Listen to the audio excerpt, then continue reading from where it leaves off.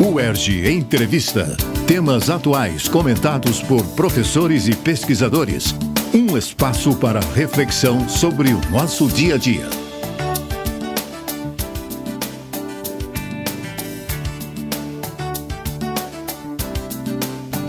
Outubro é o mês nacional da ciência, tecnologia e inovação.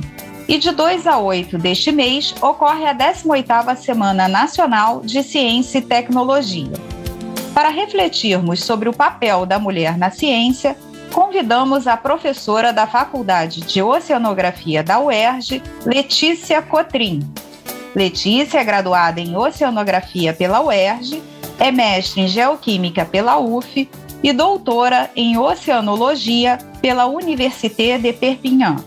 É coautora do 6º Relatório de Avaliação do Clima, lançado este ano pelo IPCC, Painel Intergovernamental sobre Mudanças Climáticas, órgão de maior autoridade no mundo em ciência do clima. Letícia Cotrim também representa o Brasil em outros importantes grupos e comitês científicos mundiais que estudam o clima e os oceanos. Eu sou Eneida Leão e este é o UERJ Entrevista. Professora Letícia Cotrim, obrigada por aceitar o nosso convite. Obrigada, eu agradeço a todos pela audiência também. Muito obrigada. Professora, a Semana de Ciência deste ano tem como tema a transversalidade da ciência, tecnologia e inovações para o planeta. É possível traçar um paralelo entre esse tema e os resultados do último relatório do IPCC sobre mudanças climáticas? Sim, eu acredito que esse tema da inovação e da ciência para o planeta pode ser aplicado em vários níveis, inclusive a questão climática. Lógico que na questão saúde, porque a gente ainda está no meio da pandemia, né? Então isso também, a inovação é muito importante, a pesquisa básica e a inovação são muito importantes nesse sentido, mas o que os resultados do último relatório do IPCC mostram é que nós temos pouco tempo para agir. Se a gente quiser manter um clima já modificado, é importante dizer que a gente não tem volta atrás. O que a gente pode fazer é tomar ações concretas para estabilizar o clima e que a temperatura média do planeta não ultrapasse 1,5 graus. Foi isso que foi acordado em 2015, quando houve a Conferência das Partes da Convenção das Nações Unidas sobre o Clima, e é o que a gente chama o Acordo de Paris.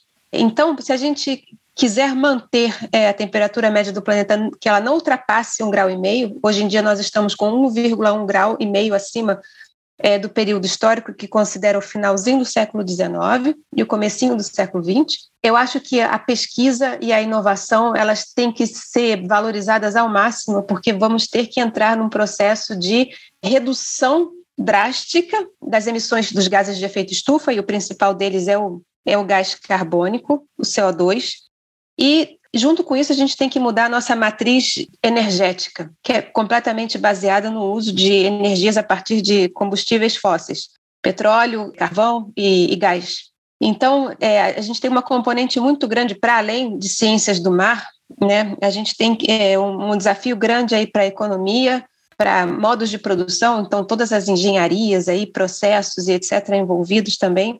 E aí a transversalidade é fundamental nesse processo, né? Exatamente. É como se fosse, a gente age em caixas diferentes, porque assim, ninguém sabe tudo de todas as disciplinas, né? Uhum. Mas a gente tem que agir ao mesmo tempo em vários compartimentos. Isso requer uma grande orquestração, mas eu acho que é possível. E tem que ser possível se for a decisão. E aí é uma decisão que é de governos, né? Essa é que é eu acho a parte mais complicada. As pessoas querem, mas quem tem que a ação maior de redução e etc. vem da esfera do governo. Professora, como foi a sua participação nesse relatório? Qual foi o seu papel nesse grupo? Eu fui convidada em 2018 a participar do grupo de autores desse relatório. O IPCC, ele lança tem ciclos de relatórios, então é mais ou menos a cada 7 anos sai um novo relatório. Cada relatório leva mais ou menos 3 anos para ser preparado. Em 2017, foram abertas uma chamada para você se candidatar, os pesquisadores interessados se candidatarem. Isso tudo é enviado nos pontos que eles têm, os pontos focais dentro dos países. Então, eu enviei para o ponto focal brasileiro. Você preenche um questionário, como se fosse um mini currículo e mais a sua motivação para participar. E em 2018 eu recebi o convite e aceitei, eu fiquei felicíssima. Né? Então, a partir de junho de 2018, houve uma série de encontros presenciais até 2019, onde os autores se encontravam. É como se fosse uma oficina, uma grande oficina, durava uma semana. E a gente foi organizado em capítulos. O que foi lançado e o que está sendo mais falado é o sumário para os tomadores de decisão. É como se fosse o resumo de tudo que foi avaliado sobre o clima, mas o relatório inteiro tem 11 capítulos e um atlas interativo. Né? Então, os pesquisadores foram distribuídos nesses capítulos. Eu fui do capítulo 5, que tratava do carbono e outros ciclos biogeoquímicos com relevância para a mudança climática. Então, no nosso capítulo éramos cerca de 15 pesquisadores e a gente trabalhou dentro da temática que foi escolhida para ser abordada naquele capítulo. Então, ciclo do carbono, ciclo do nitrogênio em áreas oceânicas, em áreas continentais, e o trabalho dos autores do IPCC, de modo geral, é avaliar a literatura científica que está disponível e dali, como se diz, mostrar o estado do clima, o estado do ciclo do carbono, quanto carbono já tem na atmosfera, quanto carbono já tem no oceano. Isso, estou falando do meu capítulo. Isso com pesquisadores do mundo inteiro. Do mundo inteiro. Eu acho que eram mais ou menos um pouco mais de 230, se eu não me engano, pesquisadores em todos esses capítulos, e eu acho que eram pessoas de mais ou menos 66 países diferentes. Então era um caldeirão cultural, além do caldeirão científico, era um caldeirão cultural. E é importante ressaltar que os números são muito impressionantes. Para fazer essa avaliação do estado da arte, do conhecimento sobre o clima, é importante apontar que o IPCC não faz novas pesquisas, mas ele avalia o conhecimento e sempre colocando uma perspectiva em relação ao último relatório, quanto avançamos, o que sabemos, quais incertezas sobre o clima foram diminuídas. No total, esse grupo de 200 e poucos pesquisadores avaliou mais de 14 mil artigos científicos. Então, é um volume enorme de artigos e de informações que foram avaliadas, que foram estudadas, para a gente chegar nessas conclusões sobre o impacto do clima. Quanto de CO2 já tem na atmosfera, quanto é lançado em média cada ano, quanto tempo temos, se a gente quiser manter, se a gente não quiser alterar muito os padrões climáticos para manter essa média de aquecimento no máximo a 1,5 graus. Então, é um trabalho muito grande de revisão. A gente lê muito e a gente discute muito para fazer a avaliação. No seu grupo eram quantos brasileiros? No capítulo que eu trabalhei, havia o Marcos Costa, que é professor da Universidade Federal de Viçosa, e eu. Professora, como a senhora avalia o papel das mulheres na ciência? A senhora vê, no seu grupo brasileira só tinha a senhora, né? De mulher.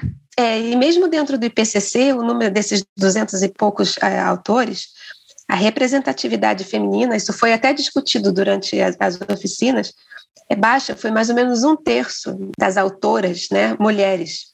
Apesar da direção desse ciclo atual do IPCC ser coordenada por uma mulher, a professora Valérie Masson-Delmotte, uma francesa, a representatividade continua muito baixa. E é curioso porque na minha área, na oceanografia, na graduação, hoje em dia há mais mulheres que homens na graduação, mas à medida que a gente vai subindo nas posições mesmo na iniciativa privada, na pesquisa, ou em outros órgãos públicos que empreguem profissionais da oceanografia, a gente vê uma maioria masculina. Dentro da faculdade de oceanografia, eu acho que somos mais ou menos meio a meio, mas subindo nessas hierarquias de direção, de coordenação, a gente vê que realmente acontece um filtro, e não só em oceanografia, mas em geral, para o que a gente chama da ciência, engenharia, matemática, tudo um pouco que está relacionado à parte mais tecnológica.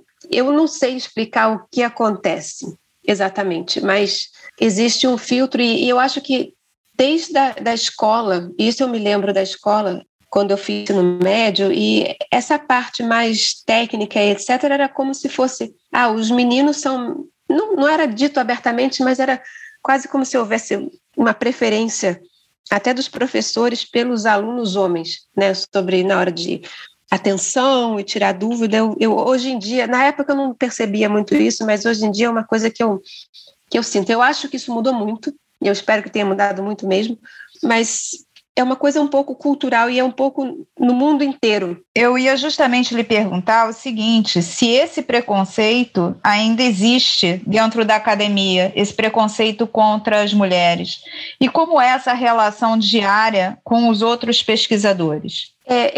Esse tipo de preconceito acontece em graus diferentes. Eu, particularmente, não tive muito problema, mas eu já vou contar uma história que me deixou muito irritada e foi recente. Dentro da academia, e especialmente na área de ciências do mar, a gente tem trabalhos que são embarcados, muitas vezes a presença de uma mulher a bordo ainda é vista, ela vai enjoar. Quer ver que ela vai enjoar primeiro? Ou então, ela não vai ter força para carregar o equipamento ou alguma coisa. Tem sempre um pouquinho disso, ou ela não vai ter pulso para comandar a equipe. Isso é muito velado. Nunca aconteceu nada abertamente desse tipo, mas é sempre uma coisa velada. E o episódio que me irritou, e não foi no Brasil, foi numa reunião internacional para preparar um documento, não foi no IPCC. Isso é muito observado dentro do IPCC, isso eu achei ótimo, essa segurança, né, de evitar qualquer constrangimento, isso eu achei muito bom, isso foi muito observado e teve um cuidado muito grande. Isso foi em outra ocasião, onde me fizeram uma pergunta e o colega do lado me explicou a pergunta. Ou seja, como se eu não soubesse o que deveria ter sido respondido. E na hora eu fiquei pensando, eu fiquei meio paralisada assim, eu falei, é isso mesmo? Aí, uns segundos depois eu falei, porque ele continuou explicando a pergunta para mim, eu falei, não, é isso mesmo. E aí a minha reação foi a seguinte, eu agradeci a pergunta, olhei para a cara do outro colega que me explicou a pergunta, sem necessidade, olhei para ele e falei, bom, isso eu já sei. Isso você não precisa me explicar. E aí eu respondi a pergunta do jeito que eu achava que deveria ter sido respondida. Então, essa explicação desnecessária, né, que tem até um nome para isso, que a gente diz de mansplaining, isso acontece. E essa foi a primeira vez que eu notei isso abertamente, que aconteceu comigo, em 2019. Pois é. Professora Letícia Cotrim, no seu currículo Lattes, a senhora destaca que é mãe solo. Quais os principais desafios da maternidade para uma cientista? Isso, eu coloquei porque eu acho esse particular, não que eu queira falar muito da minha vida privada, mas eu acho que isso é importante. A maternidade, e especialmente quando a gente é mãe solo, ela é muito difícil, não só na parte da ciência, na vida de qualquer mulher que tem um emprego fora de casa, porque o trabalho de casa também é trabalho. Eu gosto de frisar muito bem isso. Além do trabalho de casa, a gente vê muito, nas mulheres de uma maneira geral, essa lenda que a mulher pode ser multitarefa, a mulher pensa em tudo, a mulher dá jeito em tudo. Sim, a gente acaba dando jeito em tudo porque somos obrigadas a fazê-lo. Porque as outras partes, seja qual for a configuração da família, lógico que não são todas as famílias, que fique bem claro isso, acham que é um papel da mulher fazer isso, e não é. Todos dois são responsáveis pela criança, então as tarefas têm que ser divididas igualmente. Não um ajuda em casa, não. As tarefas têm que ser divididas, e isso eu vejo, isso para a ciência e para qualquer carreira que a mulher queira seguir. E na ciência, de um modo geral, eu gostaria que houvesse aqui no Brasil um pouco mais de apoio, de reconhecimento à licença maternidade, por exemplo, né, ou licença amamentação, e mesmo apoio à participação de congressos quando a pesquisadora tem criança pequena ou criança de colo, levar uma criança para um congresso, ou levar uma criança para uma reunião, ou levar uma criança pequena para a sala de aula, isso é muito mal visto, quando na verdade não deveria ser. né? Isso faz parte da vida da pessoa. Com certeza. Para encerrarmos, professora, o que a senhora diria para uma menina que sonha em ser cientista no Brasil? Que conselho a senhora daria? O conselho maior que eu gostaria de dar é de estudar sempre, estudar as matérias que você goste mais, com as quais você mais se identifique. Se for mais da parte de matemática, química, física, biologia, ótimo, de ciências naturais, de uma maneira geral. Se for a parte das ciências sociais, que gostar mais de história, de geografia, ou de língua portuguesa, ou tudo que esteja associado, estudar bem, se dedicar ao que a gente mais gosta. Nunca ter vergonha de pedir ajuda quando precisar de ajuda e perseguir os sonhos. Eu sei que as realidades no Brasil são muito diferentes, eu reconheço, eu venho de uma realidade privilegiada na minha família, mas eu sempre ouvi isso de casa, eu sempre tive muito apoio. Então, para as meninas, para elas se dedicarem ao máximo e para as famílias das meninas, por favor, apoiem essas meninas. Isso eu acho que é tão importante quanto o indivíduo se dedicar a estudar o que mais gosta, mas é um apelo que eu faço aqui para as famílias de apoiarem, por favor, as suas meninas na carreira que elas quiserem seguir.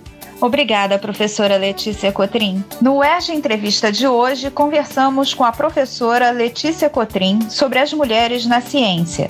Acompanhe a Rádio UERJ em www.cte.uerj.br/Rádio UERJ e siga-nos no Facebook, no YouTube e nas principais plataformas de podcast. UERJ Entrevista. Produção Rádio UERJ. Realização Centro de Tecnologia Educacional, CTE.